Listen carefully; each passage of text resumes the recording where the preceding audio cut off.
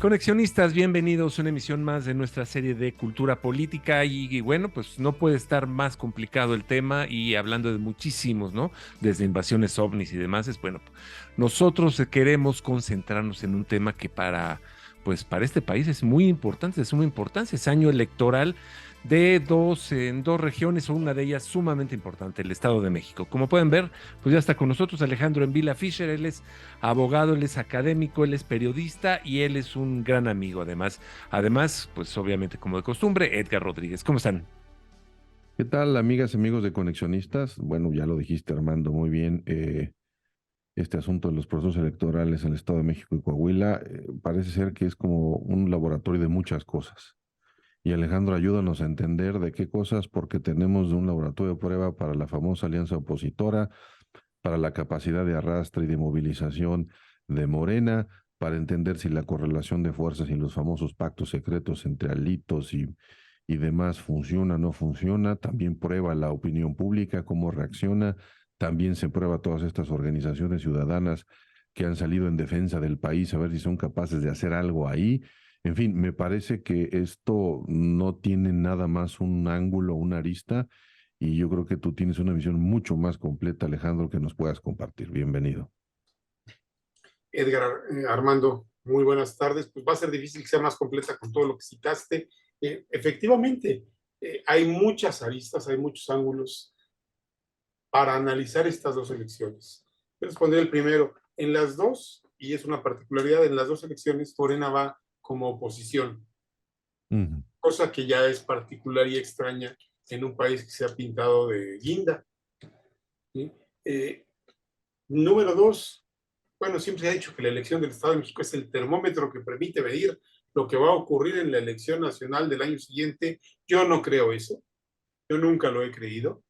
Eh, el año previo a que Vicente Fox ganara la presidencia y la Bastida perdiera, Arturo Montiel, sí es cierto, por un estrecho margen, pero ganó la gubernatura del Estado de México. Lo mismo Alfredo del Mazo ganó el Estado de México y Andrés Manuel López Obrador perdió, perdón, Andrés Manuel López Obrador ganó, ganó la Ujú. presidencia y derrotó a José Antonio Meade, que iba por el PRI, ¿no? Yo no creo que sea un termómetro necesariamente. En este caso, sí va a tener importancia particular, porque si el PRI pierde el Estado de México, a lo mejor vemos la desaparición de las siglas PRI. Hay quien Sí. dice que eso es un mito, porque el PRI ya se refundó en Morena, y eso habría que analizarlo en otro momento y en otro espacio, porque no está completamente disparatado ni fuera de la realidad. Por lo menos un PRI ya se refundó en Morena y eso es cierto. Pero no es el objetivo de este comentario.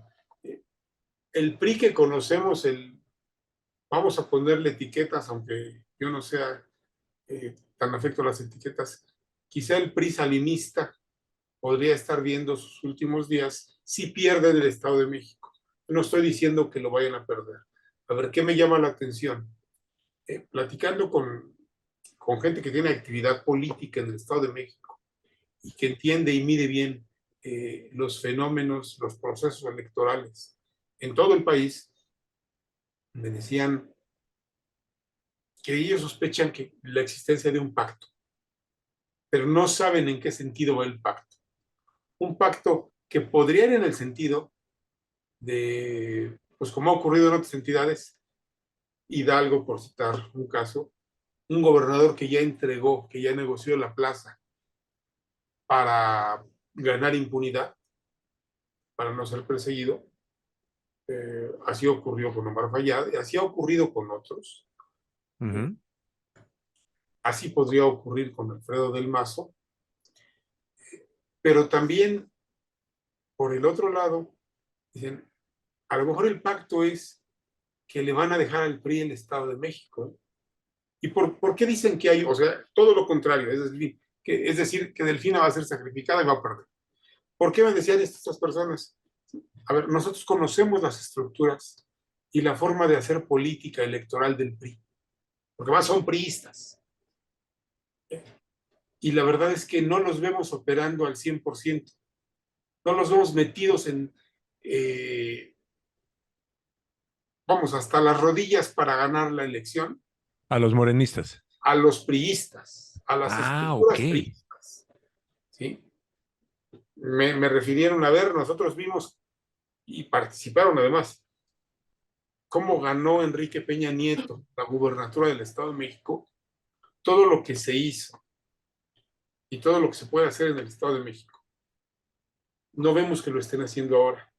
Sin embargo, o sea, me decían, a lo mejor ya entregaron la plaza, o a lo mejor ya negociaron la victoria, porque por el otro lado, pues aparecen señales de que Delfina no se está convirtiendo en la candidata arrolladora que obtendría una victoria aplastante e incuestionable para Morena.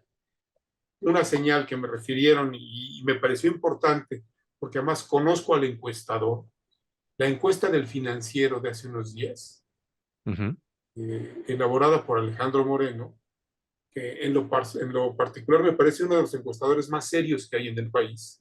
Trabajó muchos años para Reforma, no trabajó para el Financiero, pues ya arrojaba una ventaja importante de la candidata priista, de la candidata de la alianza PRI-PAN, el PRI-PAN-PRD, aunque el PRD sea un pedacito muy pequeño, Alejandra del Moral, sobre Delfina Gómez. Ya rondaba los 9, 10 puntos. O sea, obviamente Morena trae sus encuestas que dicen lo contrario. A ver, no conozco a los encuestadores de Morena. Y Alejandro Moreno, el del Financiero, no trabaja para el PRI, trabaja para el Financiero. Es una encuesta independiente de un encuestador que yo personalmente considero bastante serio y bastante acertado. Entonces, ¿qué está pasando en el Estado de México? Muy difícil de saber. A ver, si en las zonas en las que más pega el desencanto hacia el gobierno del presidente López Obrador es en las zonas urbanas. El Estado de México tiene un voto urbano muy fuerte. Totalmente. Muy, muy fuerte. Todo lo que antes llamábamos el cinturón azul y la zona oriente del Estado de México. Estas dos conurbaciones grandes con la Ciudad de México, antes Distrito Federal, son zonas urbanas en las que viven 10 millones de personas. Sí, sí, sí. Aparte está Toluca y otras partes. Todas las conurbaciones que también tiene Toluca, Metepec, Calimaya, ya es un estado sumamente urbano. ¿Sí? No digo que no tenga voto rural, pero vamos, ¿qué va a pasar ahí? Imposible saberlo todavía. Sí creo que si el PRI pierde, a lo mejor estamos viendo pues los estertores del tricolor. Pero insisto, habría que ver todos los políticos que eran priistas, ¿dónde están hoy? Muchos no están jubilados, ¿eh? Algunos sí, pero muchos están en activo. Sí, sí, sí. Algunos tienen más de 80 años, como decíamos en un programa previo, y dirigen empresas paraestatales como la CFE, y eran priistas. Entonces, yo me resisto a creer que el PRI se acabó, porque veo priistas en el PAN y veo priistas en Morena. Quizá lo que se acabe, si es que pierden, insisto, no estoy diciendo que vayan a perder, sea la utilidad del logotipo y el nombre, ¿no? Claro. El otro caso es Coahuila. Pues en Coahuila Morena va de oposición y además va dividida. Y el espacio de control de los Moreira y el gobernador Riquelme es parte de ese grupo, sobre todo de Rubén Moreira. Humberto está más bien relegado y hasta enojado, según entiendo. Ahí parece difícil que el PRI pierda. Pero vamos, pues Coahuila no tiene el peso electoral del Estado de México, definitivamente, ni el peso económico, aunque sea un Estado, una entidad federativa con muchísimo territorio, uno de los grandes estados del país. Pero bueno, creo que ahí el PRI va a ganar. Porque, insisto, Morena va dividido, Verdeja va por un lado, Guadiana va por el otro, se han acusado de todo. Verdeja salió mal de Morena cuando era uno de los consentidos del presidente. Yo solo me lo explico de la forma tradicional. Le prometieron algo que no le cumplieron. Mm.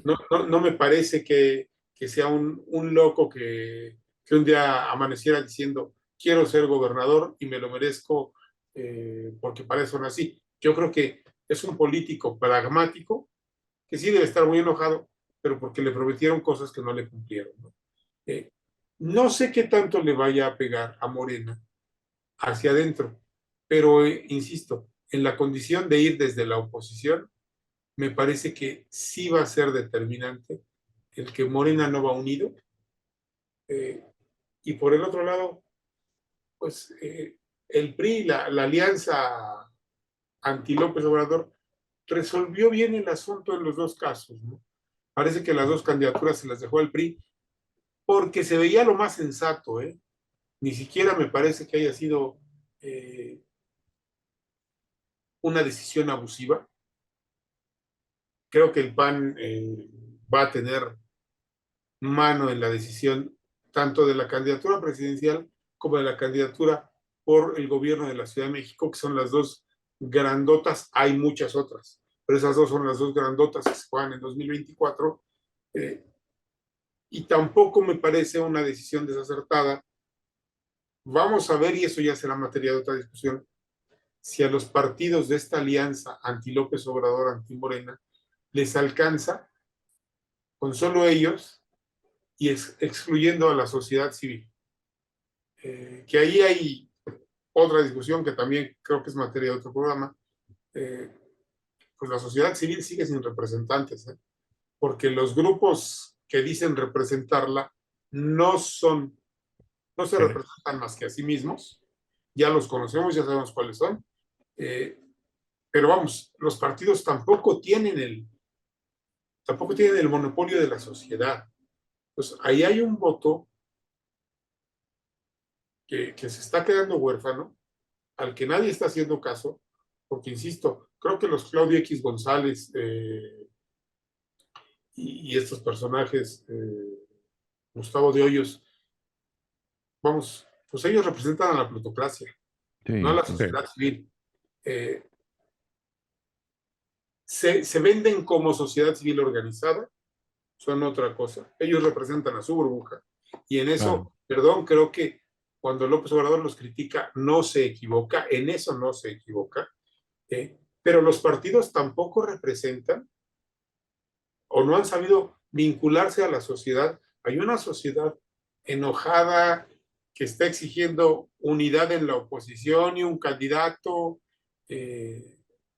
No lo está haciendo de una manera organizada, pero yo cada día encuentro más opiniones que dicen, a ver, los ricos no me representan, ¿eh? O sea, vamos, y menos los grandes, grandes, grandes ricos, ¿no? Fíjate, Entonces, ahí, ahí hay muchas cosas que dicen. sí. Yo creo que quizás para otro digamos, episodio, pero quiero dejar en la mesa un poco para dejar la provocación puesta, porque no es la primera vez que escucho conversaciones y cada vez con cierta frecuencia de medianos, pequeños y medianos empresarios, y me refiero a no empresas hombre, no empresarios que tienen un changarro y lo atienden, ¿no? De refrescos y de comida rápida. Estamos hablando ya de empresas medianas que facturan varios millones de pesos y que por lo menos tienen plantas de empleados de más de 20 personas, ¿no? No son las grandes empresas, pero es curioso entender cómo ellos sí se asumen como parte de esa sociedad civil, ¿lo son? Es que ellos sí son parte de la ¿No? sociedad civil, claro. Pero en estas conversaciones con ellos de repente escucho comentarios de, bueno, pues es que ya le pusimos una lanita, ¿no? Están jugando bingo, ¿no? Están jugando apuestas. Y evidentemente no tienen el recato en estas conversaciones en donde ellos se asumen como sagaces, ¿no? Como nosotros somos tan sagaces que ya le estamos metiendo una lanita delfina que estamos jugando acá, porque seguramente entonces Cuando escucho eso en este proceso electoral, esa es una de las aristas que este proceso nos está enseñando, que la cultura política mexicana no va a cambiar jamás.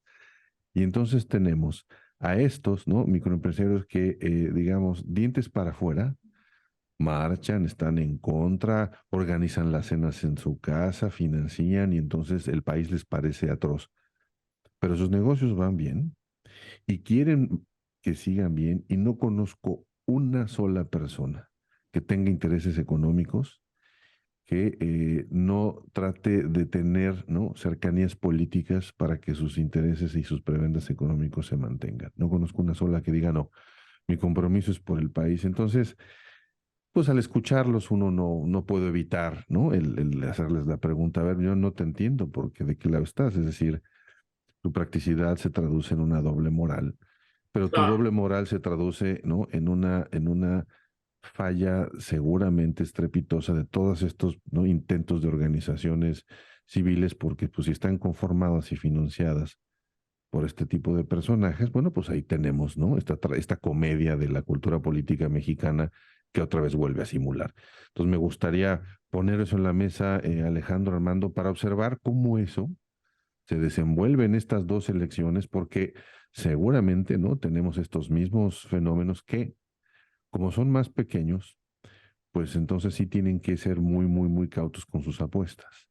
El gran claro. empresario, pues ese tiene para meterle dinero a todos, ¿no? Y quedar bien con todos. Estos no. Entonces, y curiosamente ya empiezan a hablar izquierda y curiosamente de repente Morena les empieza a hacer sentido. Y entonces todo este tema comentócrata que hay por ahí parece ser que se borra ahí. Me llama mucho la atención ese fenómeno. Vamos, eh, los intereses no tienen partido político, Claro, claro. Exacto, tampoco tienen ideología. exactamente. Vamos, Pues así las cosas. Terminaron precampañas, ¿no? Fue lo que terminaron vimos este fin de precampañas, semana. tuvieron, digo, qué ridículo, ¿no? Cierre de precampaña. Ahora viene la Ujú. campaña, señores. Lo Exactamente. que vivimos fueron los cierres de precampaña. Ahora Esta, vienen po- las campañas. esta política surrealista que vivimos. Pero bueno, Simulación tras simulación. Ujú, ujú. exactamente.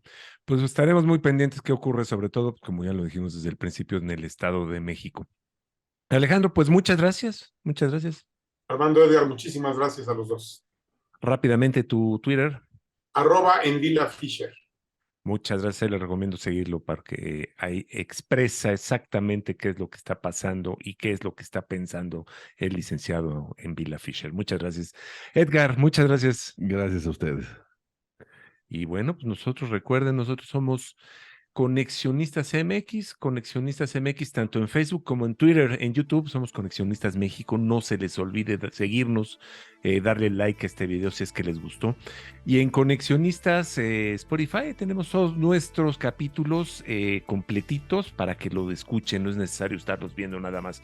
La música de Conexionistas es de Alejandro Sabo, ahorita lo encuentran en YouTube, y el diseño es de Sofía Reynoso, y lo encuentran en Twitter y en Facebook. Muchas gracias, nosotros somos Conexionistas.